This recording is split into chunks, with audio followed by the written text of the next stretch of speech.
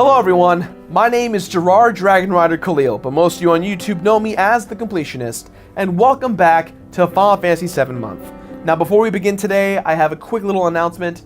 Final Fantasy VII Month has been going over so well that we partnered with VII.com, a t-shirt company, to bring you guys two new shirts. One is the completed shirt done in the style of the Red campaign, and the other is the shirt I'm wearing right now, which kind of ties into our theme of embracing your dreams, except the parody of it is Embrace Your Beard. It is available right now at theyeti.com/thatonevideogamer. Again, theyeti.com/thatonevideogamer. Shirts are $17. They will forever stay $17, and they are a limited print, so you'll want to get them now before it's too late.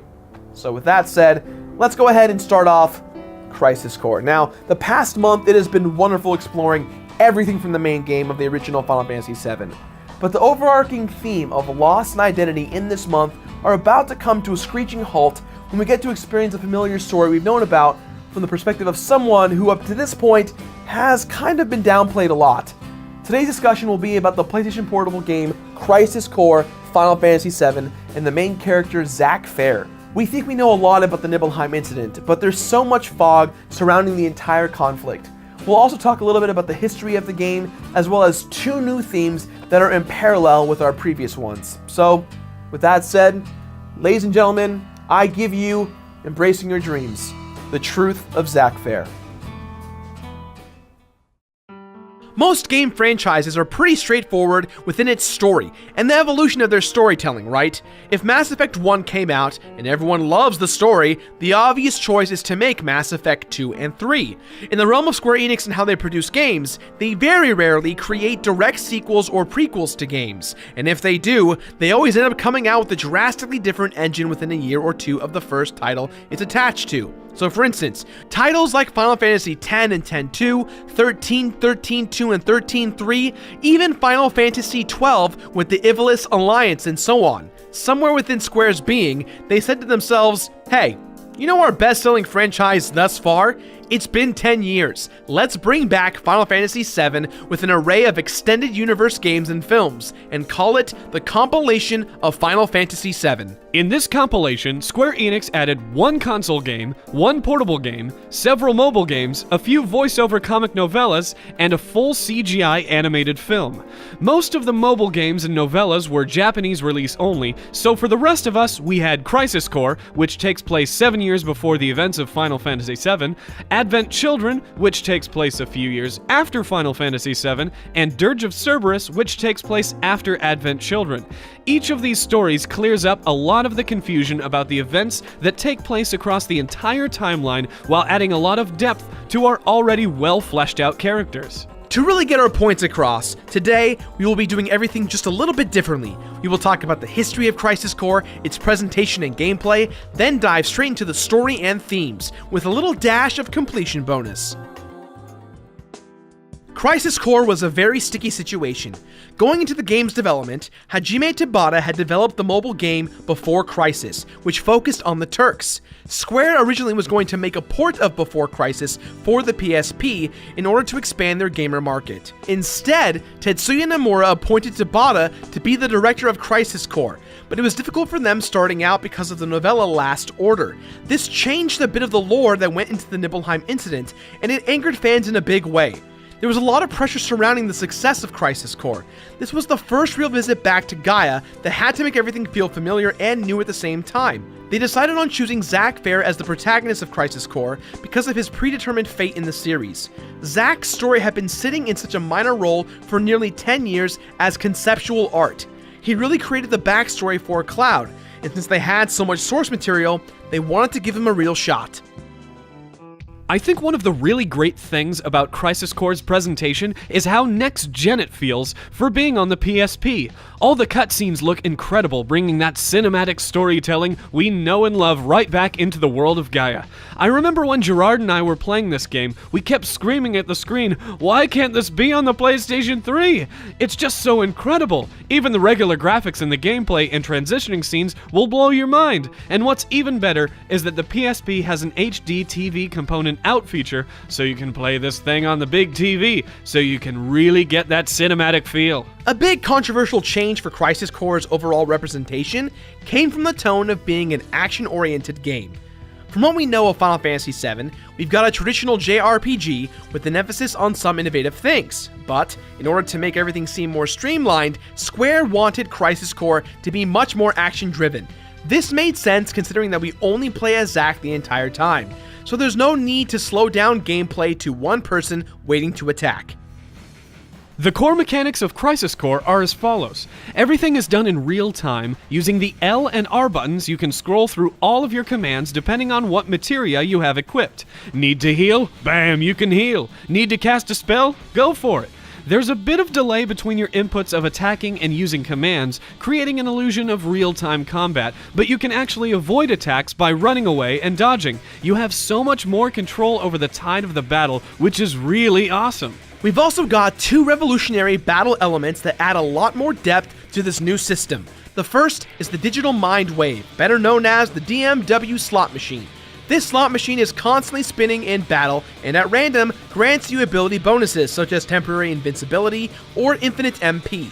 In order to spin this meter, you need to have soldier points, or SP, which you get from every action, every battle won, and from the modulation phase of the DMW slot machine. The modulation phase is really rad. You'll notice that pictures of different characters are constantly spinning in the meter.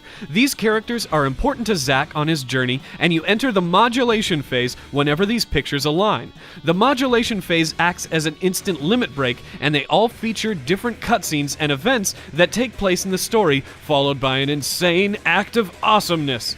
But that's not all. When you see the numbers line up, they determine what level of power the limit break has. These numbers also indicate how you level up. So for instance, depending on what slot you have equipped for each materia, the materia can level up. If you get all 7s, Zack's individual level goes up by 1. Now this leveling system seems very bizarre, but it works out very well. It balances itself out the more you play. Sometimes you'll go hours without leveling up once, other times you'll level up 3 times in one fight. It's actually a really unique way of playing a game. As the story goes on, the grayed out portraits slowly become filled, and eventually, you'll start fighting with summons and secret characters on your side. You'll want to battle as much as you can because each time you enter the modulation phase, you reveal a bit more about that character's relationship with Zack, thus upping your percentage. Getting 100% character synchronization is a must for you completionists out there. The second battle mechanic important to this game is materia fusion. Starting out, this mechanic is as simple as taking the same type of materia and just boosting it with one another. But as you get further in the game, you get the ability to combine all types, which will provide insane bonuses. Want to max out your HP? Why not materia fuse your way to 99,999 HP? And this is legitimate, folks. You can do this in-game without any cheats. Using items, you can unlock the cap of your damage output and do up to 99,999 damage as well. What's fascinating about Zack and his weapons is that he only has 2, his basic sword and his Buster Sword. And as our story moves on, you'll see there's no need for any other sword upgrades. The power is not in the sword, but in the man that uses it. Let's just get the completion bonus out of the way right now, as there's nothing that ruins the plot in this bonus. There's really only 2 major side quest things you need to do in the game, and they both take a huge amount of time. The biggest distraction of side questing in this game comes from the missions given through Zack's cell phone. These missions at first seem like a ton of fun, but unfortunately, they get very boring very quickly as they all involve the same thing. Randomly generated map, kill the monster you have to fight at the end of the area, fight monsters along the way while finding chests, rinse and repeat. There are some challenge maps that are fun, such as the ones tied to Yuffie and Wutai's past, and fighting the summons again is really awesome, but more or less, this will take you a long time. Is it worth it? Well, if you're looking for some ultimate gear, then absolutely. The last mission in the game is to fight the ultimate rare form of the goddess Minerva, who we'll talk about at the end of our story. The other side mission, which we talked about briefly, is unlocking all the DMW cutscenes and roll chances. Both of these quests add to getting the ultimate gear, which add godlike status benefits for Zack. Basically, want to be god tier? Do these missions and unlock all the meters. You also can unlock New Game Plus, and there is a hard mode capability, but nothing is rewarded for completing both. Now that we've got all of our pieces laid out, let's dive into the story of Crisis Core. Roughly 30 years before the events of Final Fantasy VII, we all remember that Professor Gast and Hojo injected Genova cells into people. But what we did not know was that Sephiroth was not the only one created. Hojo and Gast were classified under Project S, whereas Professor Hollander was on Project G, which stands for Jillian. Jillian Hewley, a woman from a village called Benora, was experimented on just like Lucrezia. Professor Hollander also grew a fetus from the ground up at the same time. Both were injected with a different strand of Genova than Sephiroth. Jillian eventually gave birth to her son Angeal, while the fetus transformed into Genesis. Evidence shows that Professor Hollander may be the real birth father of Angeal, considering their appearances look very much alike. In the Crisis Core guide, it alludes to the fact that Angeal's stepfather married his mother during her pregnancy with Angeal, and that Angeal never found out that his stepfather was not his real dad. Angeal and Genesis would then go on to grow up and be best friends, eating Benora apples all the time. Genesis would go on to become obsessed with the show Loveless and base his entire life and being on the plot of the play. So, Loveless, the album by My Bloody Valentine referenced in Final Fantasy VII, plays an actual role in the plot for a character? That's pretty sweet. In the several times we end up running into Genesis, he constantly quotes the play. They would go on to become the mightiest of warriors, and as they grew up, they learned of the legend of Sephiroth climbing the ranks of soldier, inspiring them to suit up as well and eventually befriend Sephiroth. The main timeline of Crisis Core takes place 7 years before the events of Final Fantasy VII. Genesis and Sephiroth bicker about who has the highest rank of soldier control, with Angeal being the heart of soldier, training new trainees. Our story begins with Zack Fair, currently second-class soldier, in the middle of what looks like to be a mission. This scene is incredibly ironic as it starts off the exact same way as Final Fantasy VII did, a train.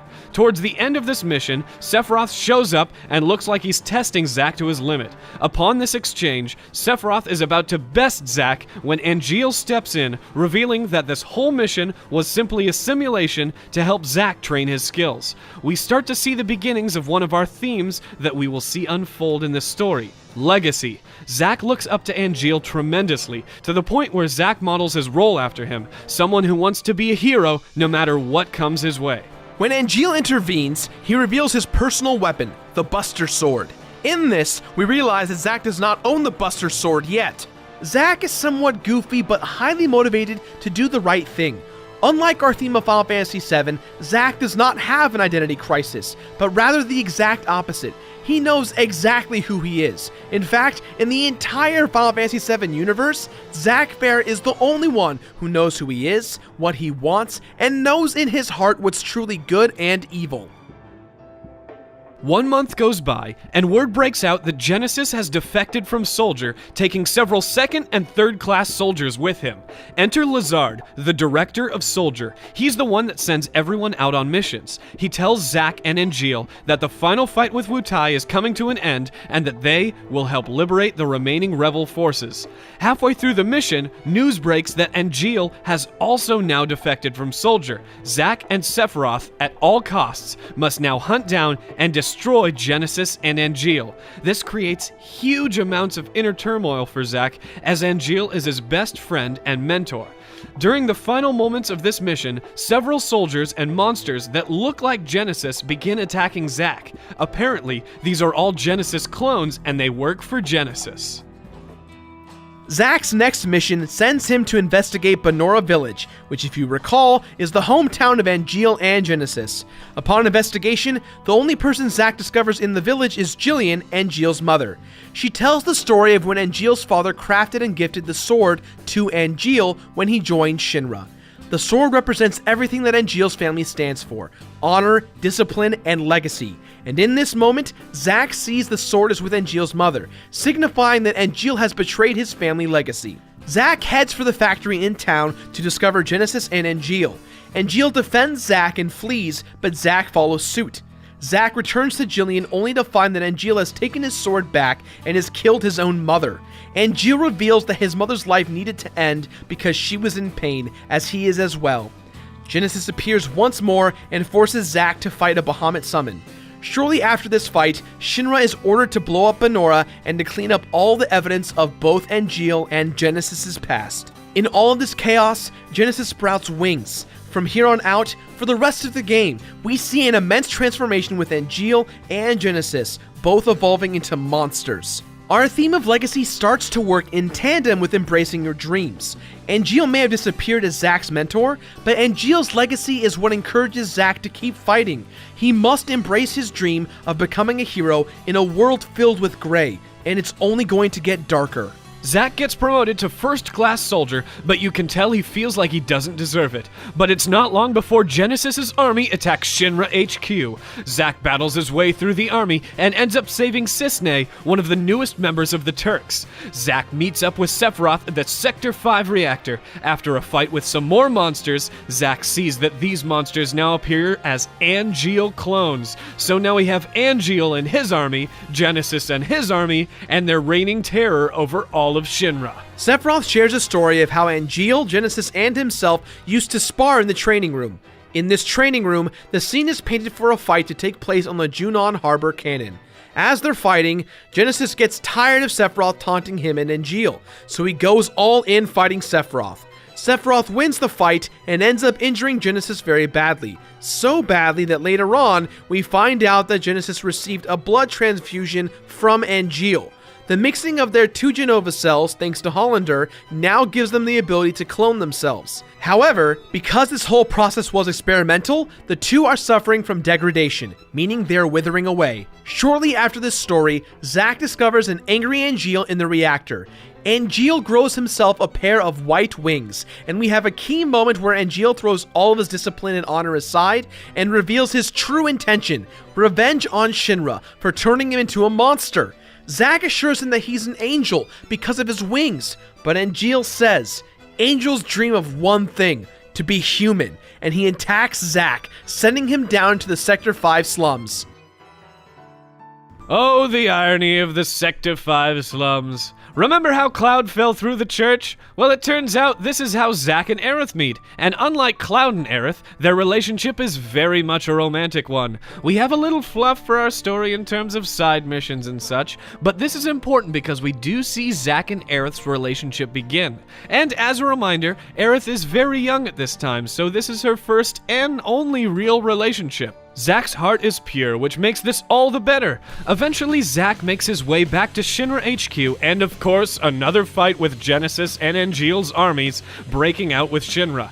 Zack and Angeal meet once again, but this time, Angeal wants to make reparations. He tells Zack that he's on his side, and he wants to stop Hollander and Genesis from their plan of destroying everything. Zack accepts, and the two of them meet up with Sephiroth to discuss a game plan. The group realizes that Hojo might be Genesis's next target, so Zack rushes off to stop him. The team shows up to stop Genesis from killing Hojo, yet Genesis retaliates with another form of Bahamut. After the fight, time passes to the next mission, where Zack must investigate the northern crater town of Medeoheim. Rumor has it there's activity here from Genesis and Angeal. Here, Zack meets their guide, which happens to be a young soldier named Cloud Strife. We have the beginning of a wonderful friendship, as these two see themselves in one another. Zack and Cloud find Hollander and Genesis. Genesis's degradation is horrible, and Hollander and Genesis are trying to find Genova cells to help stop the process. We have a near final fight with Genesis and Zack, with Zack defeating Genesis. Genesis seemingly accepts his fate and falls below. On the move, Zack finds Sang and Cloud harmed by Hollander, with a trail of Angeal clones littering the way. Zack meets up with Angeal, only to have Angeal go crazy, considering Zack is still Shinra. Hollander shows up and reveals that he is Angeal's father. Angeal is perfect according to Hollander, but Angeal thinks he's a perfect monster that must be stopped. Angeal tells Zack that Zack must kill Angeal in order to stop him. Angeal absorbs several clones of himself to become a big monster. After the fight is all said and done, Angeal, on his deathbed, gives Zack the Buster Sword, informing Zack that he must be his living legacy and will live on for the good of both of them. This is for you.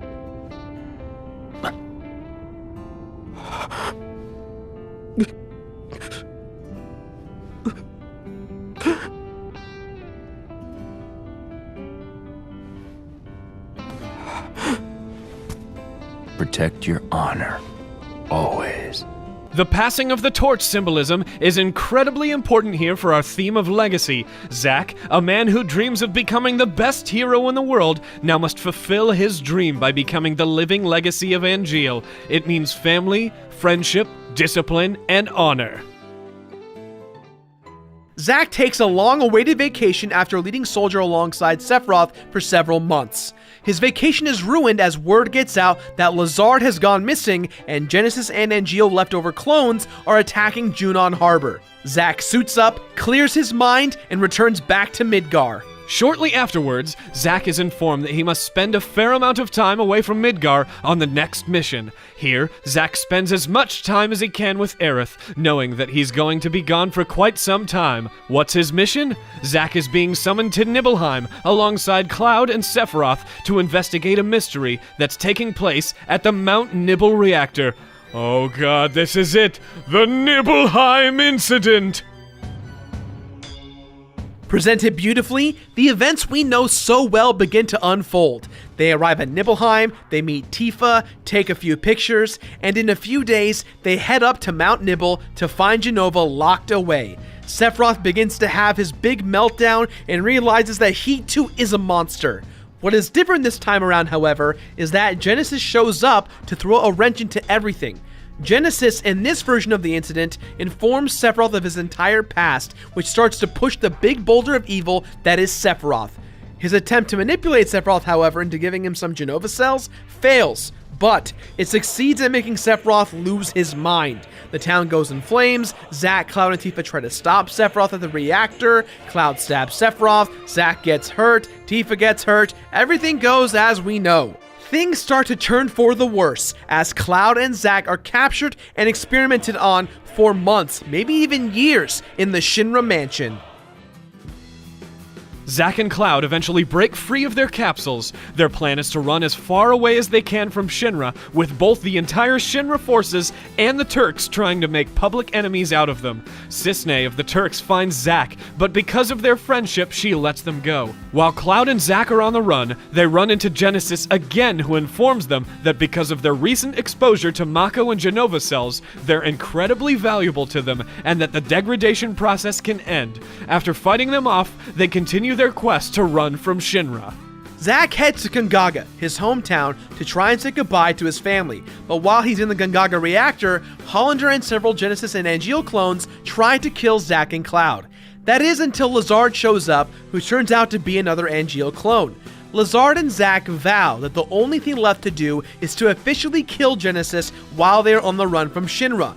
Zack figures out that the final battlefield for Genesis lies at the Benora Apple Field, or at least what's left of it after Shinra's bombing. There, the final fight for peace and justice from Genesis begins. Genesis the whole game often references Loveless and the gift of the goddess. Genesis finds the statue of the goddess holding the goddess Materia, which essentially is the goddess Minerva as a summon. Upon her awakening, she combines herself with Genesis to destroy Zack, but after Zack defeats them, Genesis is healed of his degradation, yet he's actually dying from his defeat. Zack drags his body along to a degrading Lazard, Angeal clone, and Mako poisoned Cloud in a pile of bodies. Genesis realizes that the gift of the goddess is what Angeal's words have been about since the very beginning. It's the honor of Soldier. Genesis now wants that dream and honor, but because he never will get it, his spirit will never return to the planet or the life stream. This is a wonderful moment as Zack finds one of 89 letters written from Aerith. Zack and Cloud have been missing for nearly 4 years, and this letter is Aerith's goodbye letter to Zack, hoping that he's alright. After all of this drama, Zack and Cloud hobble their way across the lands of Gaia, trying to outrun Shinra. Hitchhiking their way across the fields, Zack puts Cloud down to go investigate a certain landfill. Upon his investigation, Shinra finds Zack. Let's just do a mini flashback of Zack's death in Final Fantasy VII.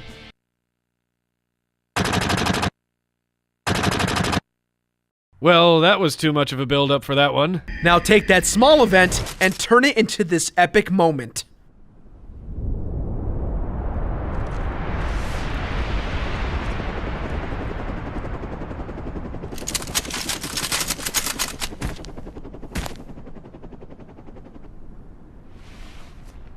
Boy. The price of freedom is steep.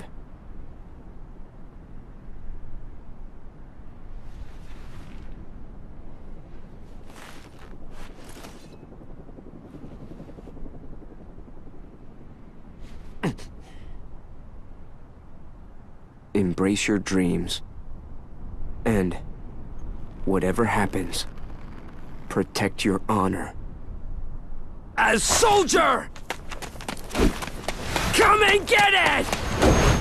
Much more effective, don't you think? This is what our theme of legacy has been building up to. Think about all that's happened. Angeal, Genesis, Sephiroth. They've all transformed into monsters who were built on foundations of becoming a hero and honoring soldier. All of whom lost themselves and their identities to a large extent. Whereas Zack, this entire time, has known since the beginning who he is, what he wants, and what is important to him. And what unfolds is one of the most iconic death scenes ever. There's no way to survive this battle, and as the fight goes on, Zack's digital mind wave meter begins to degrade, showing final moments of Zack's life as he fights. It's as if he's saying goodbye to everyone he has ever loved. The dust begins to settle, but only to reveal that Zack has almost survived the entirety of the onslaught. In his final moments, he says goodbye to Aerith as he is shot down in dramatic gunfire. I think for fear of ruining this scene, I'll let the ending speak for itself.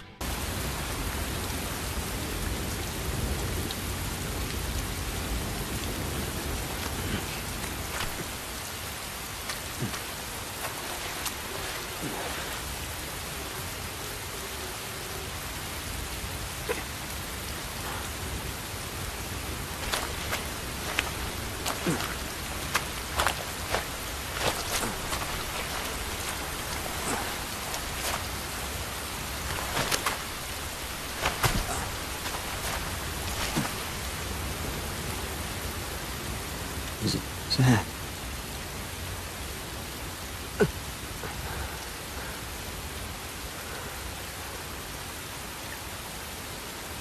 For the both of us. Both of us. That's right. You're gonna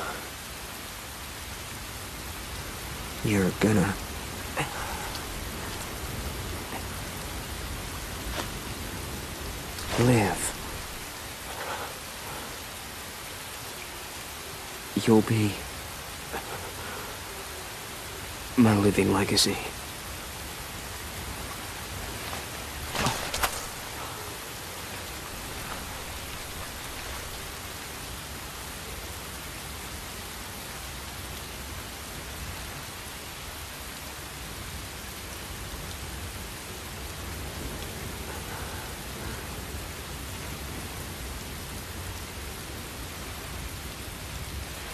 My honor.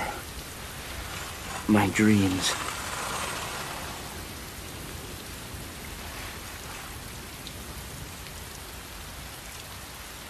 They're yours now.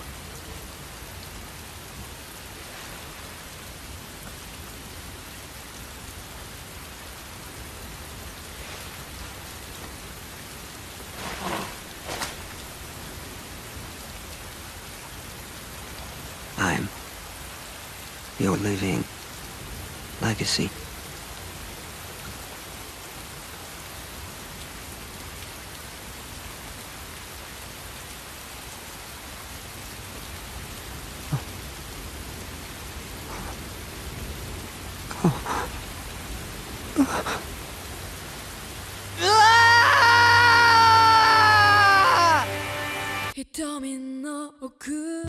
In these final moments, we realize how important embracing your dreams was for one person. In a world filled with evil, corporation corruption, confusion, loss and identity, to downright selfishness, one man fought hard to be that living legacy and embraced his dream to his last breath. After the credits are over, The intro for Final Fantasy VII starts just as we know it from the earlier days. Aerith walking through the slums, Cloud on the train with new resolve in mind. Cloud thinks that his memories are Zack's, and our big quest and mystery for Cloud is about to begin. So that's what it means to embrace your dream, to be someone's living legacy and to always do the right thing. It seems simple, right? As a hero, it's the most important thing to do, the right thing. But in the world of Gaia, it's filled with so much areas of gray, just like our own world. There's so much right and wrong in the world, it's truly hard to find yourself. But Zack Fair, from the moment he joined Soldier, to the last time he saw Aerith, to the final events of his life, he never gave up. He knew what it meant. Zack Fair, the hero that everyone forgot about, who clearly valued one important thing: embracing your dreams to the fullest potential. Again, thank you everyone one more time for joining us in this amazing tale of Zack Fair. But now let's change gears for next week as we dive into the events that take place after Final Fantasy VII. Let us take an in-depth look at Gaia and life after Sephiroth and Meteor, and how everyone's doing in the animated film of Advent Children Final Fantasy VII.